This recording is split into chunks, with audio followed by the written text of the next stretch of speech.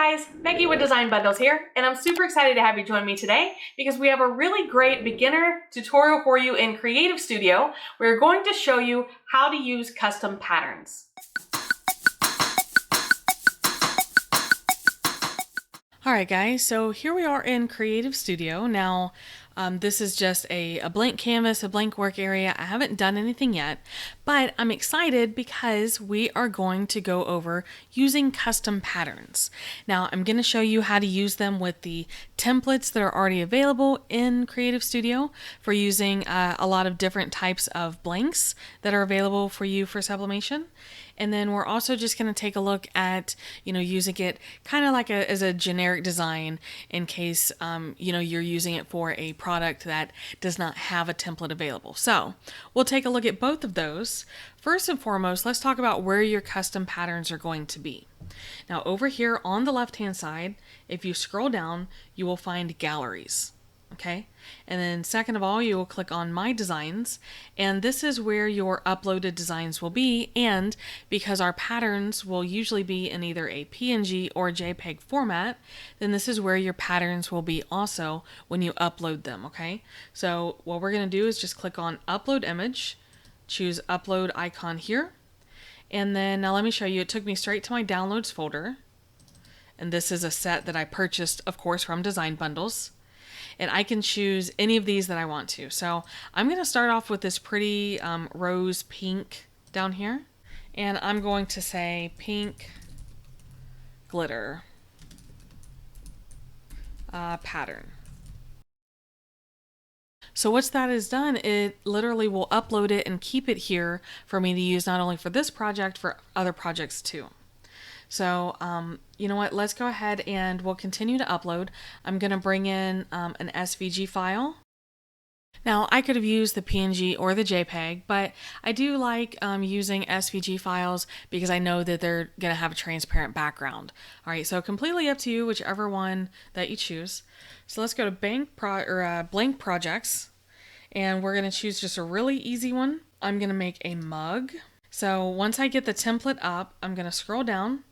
And I'm going to go back to galleries, remember where we uploaded all of those files. Go to my images, and here they are. So I'm going to select the glitter background. Now there's a couple things that I can do. I can enlarge this until it covers my entire area. Sometimes that's not ideal because, if you're using a pattern, that might be a little large depending on the scale of your pattern. Okay.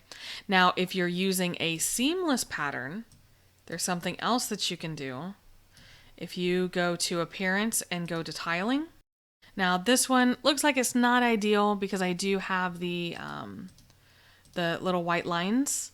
Okay, so I don't want to do that, but that is definitely an option if you're working with a pattern that is going to be seamless.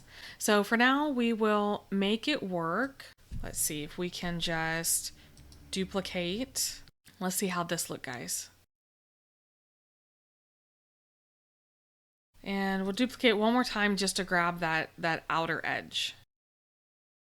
Okay, so once we have our template filled with the glitter pattern, now this type of mug template is not going to be edge to edge. So just keep that in mind, depending on the look that you're going for. If you're okay with this, then I'm okay with this. Now we are going to upload one more. Well, let me show you. You can easily bring in your SVG file, size it down a little bit, and place it right over here. Okay. Now this is, depending on what side of the mug you want it to be on. I may want it to be on this side.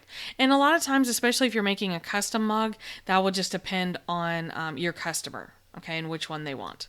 But the other thing I want to show you, let's just go to Upload Image. We're going to go back to Downloads. These bleach circles are really, really awesome. I like them a lot. I use them in quite a few of my sublimation designs just because the bleaching look is really, really in right now. So if I add the bleach circle, and let's see, we want to send backwards. But depending on my design, you may want to add that behind it, and then it's going to give it a little bit of separation. And if I wanted to choose a different color SVG file. Now remember, that's not something I can change in the software, but if I did want to choose a different color SVG file, that will make it stand out more against the background. Okay, so this would be a completed design that I would be able to go ahead and print out and put on my mug using my own custom background. Now this one was glitter, but you can use, and I keep saying backgrounds and patterns, but guys, that's basically what they are, is they're digital patterns. I just use them a lot for backgrounds. Does that make sense? I think that that's one of the great things about sublimation is, you just get that full range of colors to be able to, fill your design completely. So that works out really great when using these digital patterns, okay? Let's go ahead and just do one more project. So I'm starting with just another blank canvas. We're kind of starting over. And this time we'll just do a little bit of a larger project. I'm going to do, let's see, I guess it doesn't matter which one, but I'm going to do a pillow cover. All right, so let's go back to backgrounds. Excuse me. See, I do that all the time. We got to remember to go to galleries.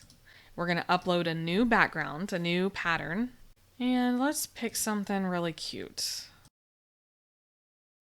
And then, of course, we're going to bring in a new SVG file. So we're going to bring in our pattern, and this time, because this is a nice large pillow cover, then it's going to fill edge to edge, which is really cool. And then we can just add our SVG file, size it down accordingly. And now this would just be how easy was that? Wasn't that just ridiculously easy? And now we can print this out and, sublimate a pillow cover. So super, super easy to use these types of custom patterns in Sawgrass Creative Studio. So with that being said, let's go ahead and talk more. I'm going to start yet another blank canvas. And now we're just going to go ahead and open, let's see, we want a letter size. There we go. And of course it has our grids on there. So that can be, helpful, not helpful. That's going to be separate from the grid that you can turn on and off up here. So completely up to you, but I think it's helpful for sizing and visual purposes. Let's see, let's go back to galleries. And this time, just imagine that we're doing something custom. Like maybe I have a piece of hardboard that I'm going to turn into a sign or something like that, okay? So let's go ahead and go back to my images. We'll upload the new file that we're going to work with. Let's see, downloads, there we go. And we'll pick a new pattern because those are always fun. Okay, so for our sign, let's say the sign is going to be 5 by 7. So I'm going to click and add my pattern, but let's see, and we're going to turn this to inches. Now when I'm to say this, I mean under here, under measurements. What I want to do is make sure that my design is probably 7 1/4. But let's also bring in, scroll down. So I clicked on elements. We're going to scroll down to shapes. I'm just going to show you a helpful tool. We'll search for square. I'm just choosing a regular square. And then there's something else we're going to do. I'm going to come down here and I'm going to uncheck lock aspect ratio. All right, so I'm going to come back up here to where I can see. And I'm going to turn this into, let's see, we want about 5 inches wide. And unfortunately, you can't type them in. You just have to do the best you can. There we go. So 5.1 and 7.02. So that'll be good. But what I want to show you is I can't do that with my pattern because if I uncheck the lock aspect ratio, then it will skew the designs. Okay, it'll make all of my shapes look weird if I undo the aspect ratio. But here I can bring in a square, turn it into a rectangle. Okay, and that's going to help me with the sizing my pattern and my design. Does that make sense? So now let's go ahead and bring in the SVG file and we can turn this to fit and size it down. Now this one we may be able to still have it look okay. If we squeeze down the sides, let's lock it back. And that makes it just a little better so we don't have as much. And obviously, like I said, this is just an example. Here, let's go ahead and turn it. Okay, does that help visualize it a little bit better? I think it does.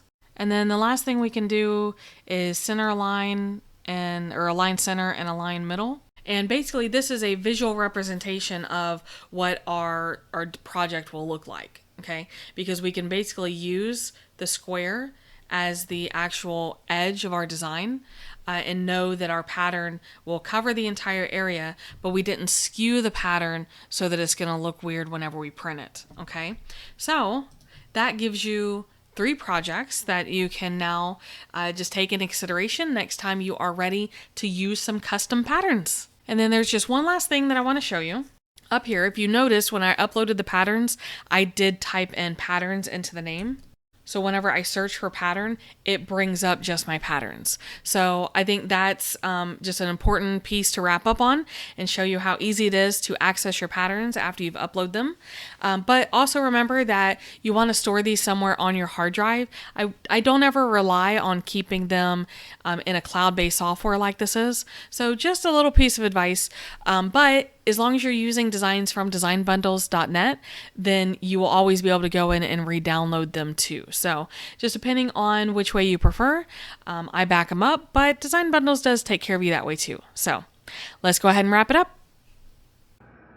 So guys, how did you feel about using your digital patterns in Sawgrass Creative Studio?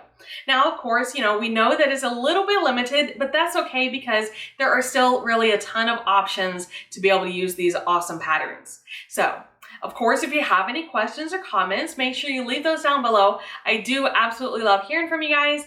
And of course, make sure you subscribe to the channel. We have a lot of really awesome sublimation videos for you, especially if you're a beginner, to get you started and to show you all the different fun options that are available to you. So I'm going to wrap it up for today, guys, but I do appreciate you stopping by. Make sure you subscribe to the channel. Make sure you share with a crafty friend or turn on notifications. All of that really helps to keep our little channel going here. And guys, thanks again. We'll see you again next time.